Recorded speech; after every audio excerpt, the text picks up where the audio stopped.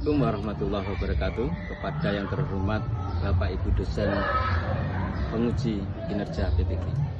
Perkenalkan, nama saya Yuru Barudin, mahasiswa PTG Transformasi B3 tahun 2025 di LPTK IAIN Ponorogo dengan NIM 209250367.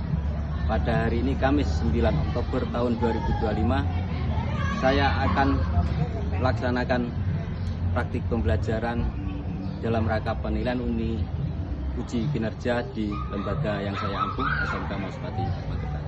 Terima kasih. Assalamualaikum warahmatullahi wabarakatuh. Waalaikumsalam warahmatullahi wabarakatuh. Alhamdulillah, pada pagi hari ini kita mensyukuri. Yang pertama, kita mensyukuri atas nikmat Allah. Karena apa? Hari ini kita masih diberikan kesehatan. Kita akan meneruskan bab kemarin yang pada hari ini kita bahas tentang bab 3, yaitu tentang menepati janji. Yang pertama adalah tentang memenuhi janji. Janji itu apa? Saya tahu. Janji dapat dimaknai sebagai suatu upaya untuk melakukan atau menuntaskan segala hal yang pernah dijanjikan kepada orang lain. Pernah nggak kalian berjanji pada orang lain? Atau paling tidak berjanji pada diri sendiri?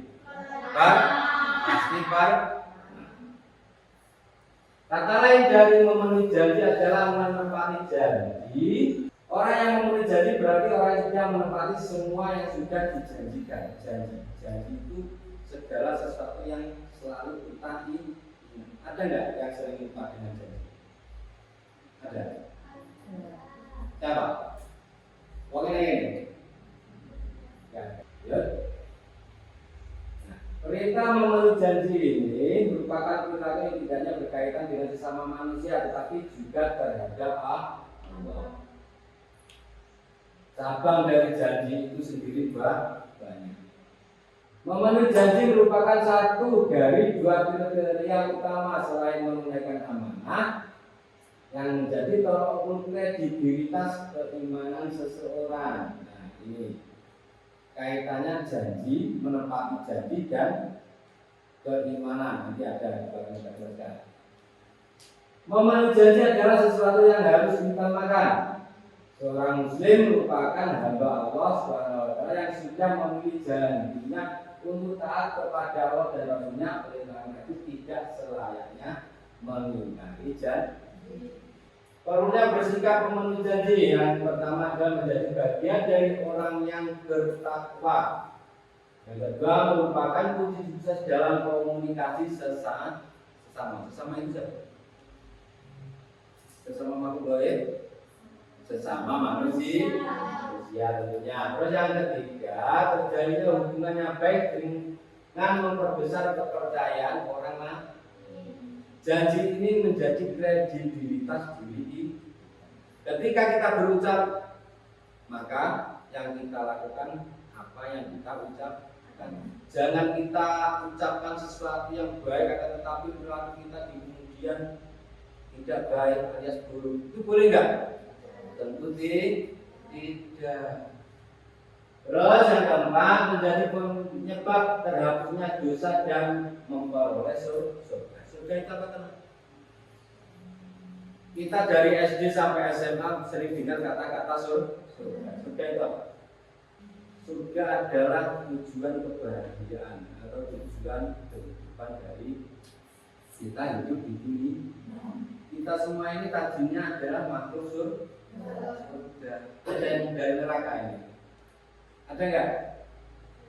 Alhamdulillah ternyata tidak ada. Kalaupun ada berarti dia apa? Golongannya siapa? Setan.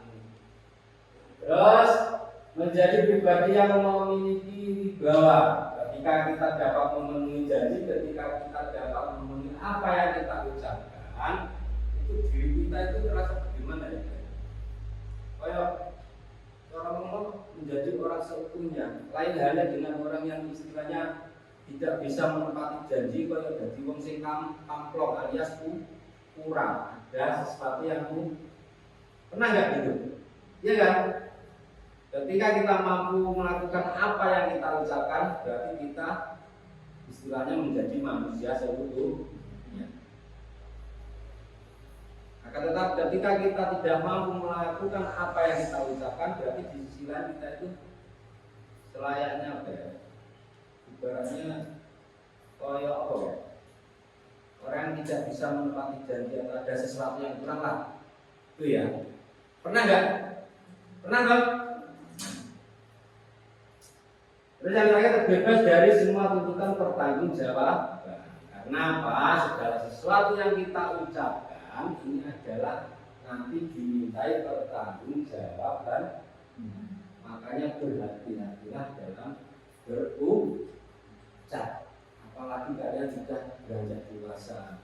Kalau ada pun istilahnya gandengan dalam arti nekong dewasa ngarani ada hubungan istilahnya spesialis dengan lawan jenis. Nah itu berhati-hati, jangan mudah mengucap janji manis. Nanti ketika sudah dibujuni berkeluarga nanti ditutup cengengesan. Ada jawaban pacaran? Belum. Yo. Macam-macam bentuk janji yang harus dipenuhi. Yang pertama adalah janji kepada Allah Subhanahu wa taala berupa ikrar sebagai seorang muslim atas keiksaannya. Ini setiap sholat kita dalam satu hari mendirikan berapa waktu? Paling tidak 5 waktu sholat. Di dalam sholat, setiap sholat kita itu selalu mengisahkan, kita selalu mengucapkan kalimat persaksian melalui kalimat apa? Syahadat, kalimat persaksian. Dan itu ketika kita mengucapkan kalimat persaksian asyhadu alla ilaha illallah wa asyhadu anna muhammadar rasulullah, maka apa yang kita ucapkan mulai dari perilaku perbuatan itu semuanya harus mengesahkan Allah. Dalam arti yang lebih luas mengutamakan atas asma Allah.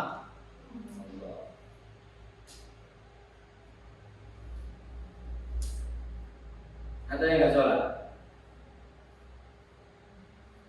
Alhamdulillah sholat semuanya ini. Setiap hari kita itu diwajibkan sholat. Sholat itu adalah keperluan diri kita sendiri, bukan keperluan orang lain.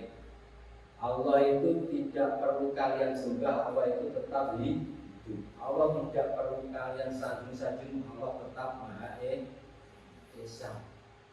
Allah itu berdiri sendiri, tidak membutuhkan makhluk. Akan tetapi di sisi lain kitalah makhluk yang membutuhkan pencipta, kita yang membutuhkan Allah. Karena apa? Segala sesuatu itu semuanya atas kehendak Allah, dan yang mengatur adalah Allah. Yang kedua, janji yang diucapkan pada diri sendiri. Kalian pernah belajar? Pernah nggak? Nah, aku pun keinginanku tercapai ini, aku ini. Nah, itu adalah janji kepada diri sendiri. Ada? Pernah kan? Pasti pernah.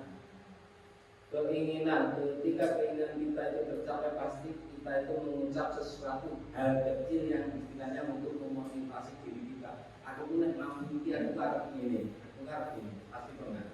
Itu istilahnya berjanji pada diri sendiri. Dan paling kuat, apakah harus juga ditepati? Iya.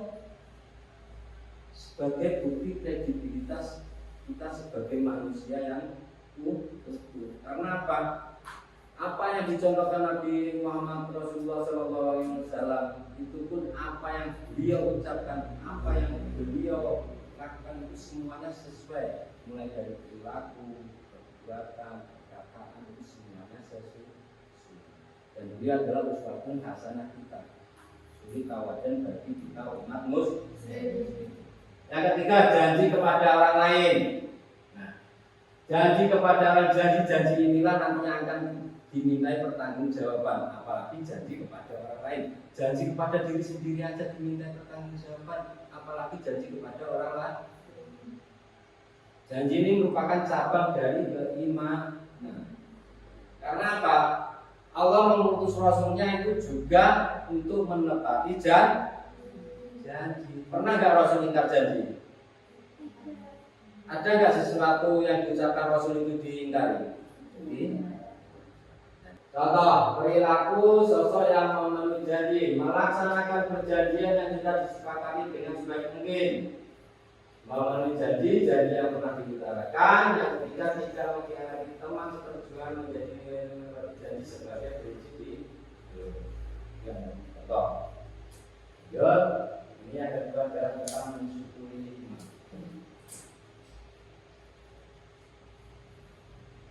nikmat. Nikmat yang paling utama itu apa? Nikmat yang paling utama dalam kehidupan ini apa?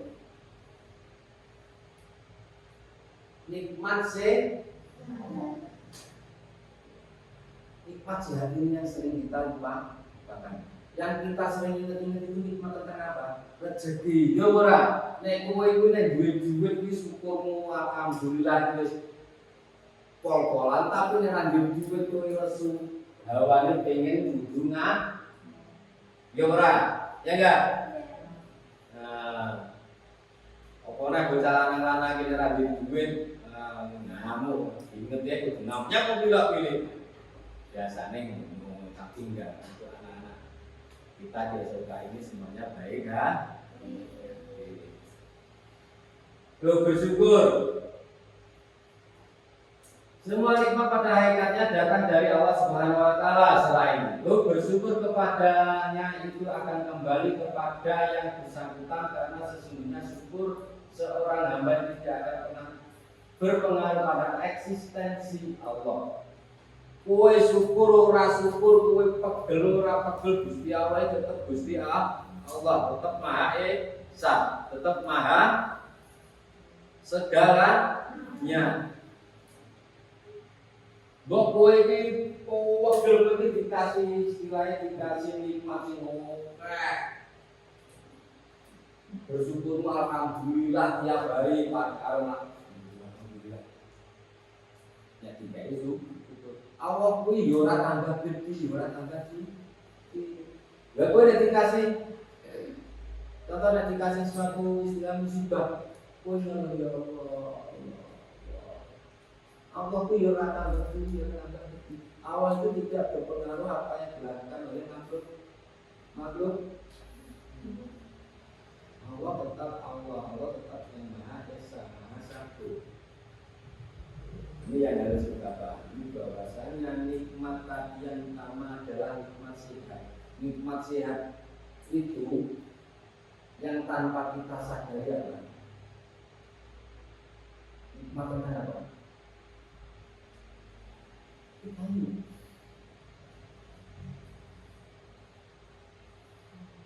dikasih udara gratis, tubuh kita sehat. Tanda-tandakan sampai sini. Nah, cara mensyukuri nikmat dengan hati. Yang pertama dengan hati. Meyakini kebenaran hukum iman dan hukum Islam, mendekatkan diri kepada Allah dengan zikrullah dan ma'rifatullah dengan hati. Ketika kita mampu mensyukuri nikmat, pasti kita akan selalu memuji Beliau yang menciptakan kita. Beliau yang menjadi tuntunan kita. Dengan mengucapkan lafaz syahadat, selawat, zikir dan lain sebagainya, terus berdoa hanya kepada Allah. Boleh nggak kita berdoa selain Allah? Ya. Terus dengan membaca Al-Quran dan mengkajinya. Mengkaji itu apa? Memahami makna dari Quran ini. Mengkaji Quran ini, mengkaji atau belajar Al-Quran ini harus ada gurunya. Kita tidak bisa belajar Al-Quran itu belajar untuk kita, dalam arti belajar sendiri. Makanya harus ada gurunya. Di sisi lain, pemaknaan dari Al-Quran itu sendiri masih didukung dengan hati. situ apa tuh? Ucapan, perkataan, dan perilaku. Al-Quran dan Al-Hadis inilah yang menjadi sumber hukum Islam, sumber hukum agama yang kita perlu. Ini harus benar-benar kita perhatikan, ya. Terus yang ketiga, dengan perbuatan rajin, tekun, dan khusyuk dalam beribadah, amar ma'ruf nahi munkar, berakhlak mulia, mencari nafkah yang halal, mengeluarkan zakat, infak, dan sedekah. Rangkaian semuanya ini adalah tata cara rangkaian perbuatan dalam kita mensyukuri nikmat Allah. Karena nikmat Allah itu banyak yang kita rasakan, banyak sekali yang diberikan kepada hambanya, umatnya. Hambanya yang jahat itu juga dikasih nikmat, hambanya yang jahil itu juga dikasih nikmat. Hambanya yang baik apalagi itu juga dikasih nikmat. Ada nggak hambanya yang tidak dikasih nikmat? Seburuk-buruk hamba pasti masih dikasih nikmat. Ya. Hikmah mensyukuri nikmat menjadi sebab bertambahnya karunia di samping sebagai penjaga dan pemelihara nikmat. Mendapat balasan dari Allah Subhanahu wa taala sebagai janjinya kepada orang yang selalu mensyukur nikmat, yang ketiga memperoleh surga yang penuh dengan kenikmatan, yang keempat meningkatkan kualitas hidup menjadi lebih baik karena selalu memandang segala sesuatu dengan positif, objektif, dan cerdas. Menjadi orang yang istimewa, diistimewakan dan dicintai oleh Allah. Lalu mengucap alhamdulillah atas apa yang Allah berikan, bertutur kata santun, tawadhu, dan berakhlak mulia, hidup bahagia dan tidak suka berkeluh kesah meskipun tidak berkehidupan secara materi. Ini ada tiga ini perlu kita garis bahwasanya syukur nikmat itu bukan atas rezeki materi saja. Ojo naik oleh rezeki kita boleh mengucap alhamdulillah. Ingat tadi apa nikmat sedang itu yang harus lebih kita syukur. Kita punya duit banyak, kita punya uang wakil karung-karungan yang awake loro-loronen ada video kok. Enggak. Terus senang berbagi pada sesama, baik berupa pengetahuan ataupun materi. Berbagi itu bukan hanya tentang rezeki. Berbagi pengetahuan itu juga merupakan sedekah. Jadi koncomu nek iso, koncomu nek bingung tentang materi pelajaran, kamu kasih tahu, kasih pengertian itu juga termasuk sedekah. Memelihara lisan bermakna menjaga lidah agar tidak mengeluarkan ucapan-ucapan yang dapat menjerumuskan kepada perkara yang dilarang oleh Allah. Perkara yang dilarang itu apa? Banyak. Ya. Dari tentang perintah memelihara lisan, Quran surat Al-Qaf ayat 18. Al-Ahzab ayat 70 sampai 71, Al-Isra ayat 35. Manfaat memelihara lisan dijanjikan surga karena apa? Segala sesuatu itu sumbernya dari lisan. Memiliki kedudukan tinggi sebagai seorang muslim di mata Allah. Yang ketiga, meningkatkan iman. Keempat, memelihara lisan merupakan amalan sedekah yang mendatangkan pahala karena menepati janji. Yang kelima, minimalisir janji konflik dengan sesama bahkan akan terbukti lebih banyak tuh. Ya.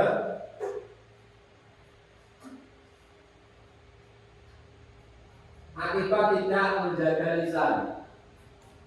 Kita sebagai muslim untuk kesempurnaan iman kita itu dituntut apa? Menunjukkan lisan yang baik. Ada enggak muslim yang baik itu tutur katanya buruk? Tentu tidak.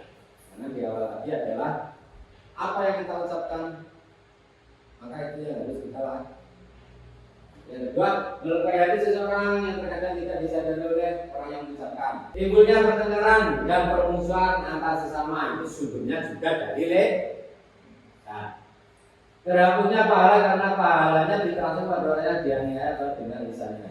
Alias nek kowe juga kowe rasan-rasan mangsamu, rasan tonggomu ngono ka apa? Pahalane semuanya pahalamu kuwi lho. Itu beralih ke mereka yang kamu rasani, wis mereka sing ngomong kuwi. Paham namanya ini? Yang kelima, mendapatkan balasan dengan dimasukkan ke dalam neraka. Contoh perilaku sosok yang selalu memelihara lisan, menjauhi sikap, suka mungkin atau buka, menuduh fitnah, berdoa, menolak, bohong, dan palsu. Untuk berpikir jauh sebelum berbicara. Yang ketiga, lebih memilih diam apabila terlibat dalam pembicaraan yang tidak ada manfaat. Emang ya kan, ketika lagi ngobrol sekiranya tidak ada manfaat, itu lebih baik tidak mengedepankan nafsu amarah ketika menjawab pertanyaan orang lain. Tetap pakai logika, pikir. Ojo angger jam plak. Iya loh, ya Pak. Ojo angger jeplak. Nek sebelum ngomong lebih baik atau hendaknya kita pikir dahulu. Nih, kan menutup ayat orang lain. Dari sekian tadi yang pertama adalah tadi menepati janji, terus terus menjaga lisan dan yang keempat menutup ayat. Ini penting. Karena apa? Kita hidup di lingkungan yang macam, lingkungan yang beragam. Kita sebagai makhluk sosial, kita tidak bisa hidup sendiri. Kita hidup berdampingan itu ada segala sesuatu, kelebihan, kekurangan diri kita maupun orang lain itu pasti ada. Kekurangan orang lain inilah yang harus kita selalu itu. Manfaat menutup aib. Tetap terjaganya harga dan martabat kita sebagai seorang manusia. Kedua, adanya ketenangan, kedamaian, jauh dari kegaduhan, keresahan, ketinggian serta palsuan dalam kehidupan bermasyarakat. Yang ketiga, Allah SWT akan menutup aibnya baik di dunia maupun di akhirat. Ketika kita menutupi aib orang lain, maka aib kita juga akan ditutup. Nek kowe dari mungkar aib wong, aib nanti juga akan diumbar oleh orang lain. Sampai sini ada pertanyaan?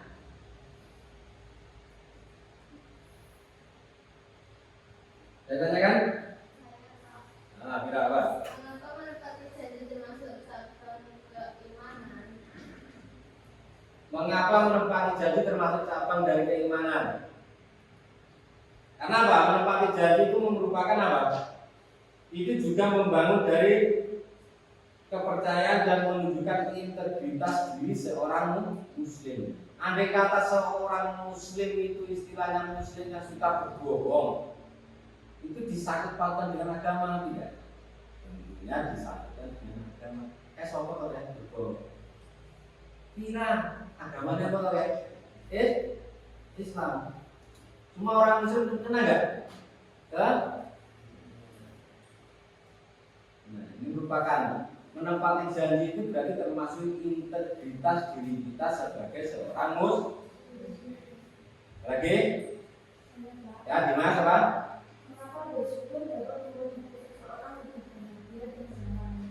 Mengapa bersyukur membuat hidup seseorang lebih bahagia dan damai? Rasa syukur itu menjauhkan seseorang dari rasa apa? Kesombongan, iri hati, serta menumbuhkan ketenangan dan kebahagiaan. Syukur itu juga merupakan apa? Menjadi sebab bertambahnya nih.